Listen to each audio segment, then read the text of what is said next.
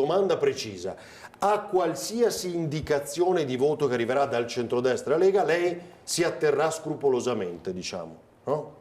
Ma certo, io lo faccio già da 10 anni e continuerò a farlo anche se lo faccio da un gruppo, dal gruppo misto. Giura fedeltà assoluta anche e soprattutto quando sarà il momento di votare, perché uno dei punti chiave è proprio questo. Con uno Zaia presidente del Consiglio autoinvestitosi del ruolo di super partes, annunciando fin da subito che pur avendone facoltà non voterà i provvedimenti, un altro appoggio mancante per la Lega con una maggioranza non più monocolore sarebbe un problema per il Carroccio. Fedeltà assoluta da Sonia Brescacin, dunque, che si dice né delusa né arrabbiata per l'assessorato mancato. La domanda però, schivata a più riprese, resta: perché se tutto filava senza problemi lasciare il gruppo del Carroccio per il misto? Radio Lega racconta che nel partito siano furenti per la scelta e le tempistiche, mentre l'esito del sondaggio lanciato nei nostri telegiornali è lapidario, con il 76% che riterrebbe giusta la sua espulsione. In ballo c'è il già citato articolo 32 dello Statuto del partito, che recita: l'adesione a gruppi diversi da quelli indicati da Lega per Salvini Premier da parte di soci eletti alla carica di parlamentare, europarlamentare, consigliere, presidente di provincia e sindaci determina la cancellazione d'ufficio del socio da tutti i libri sociali, a meno che non vi sia una preautorizzazione.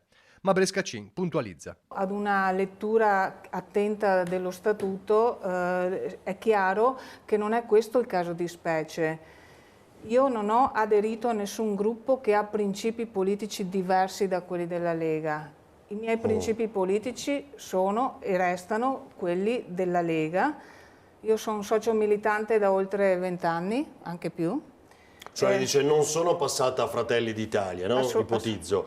Cioè dice in un gruppo misto che... Il gruppo misto è un contenitore neutro che ho scelto per valorizzare al meglio un contributo personale. Non è la stessa lettura di molti leghisti arrabbiati in queste ore, ma tant'è. Al momento da Stefani, impegnato nel mantenere serenità ed equilibri anche interni, non ci sono indicazioni e in ogni caso deve essere da Bellerio il Consiglio federale a decidere. Brescacin non sembra comunque intenzionata a tornare indietro, nemmeno nel prossimo futuro. Fin dalle prossime ore, dunque, guiderà il gruppo misto, uno degli ormai certi 7 capigruppo targati in marca trevigiana, alla vigilia delle nomine ufficiali.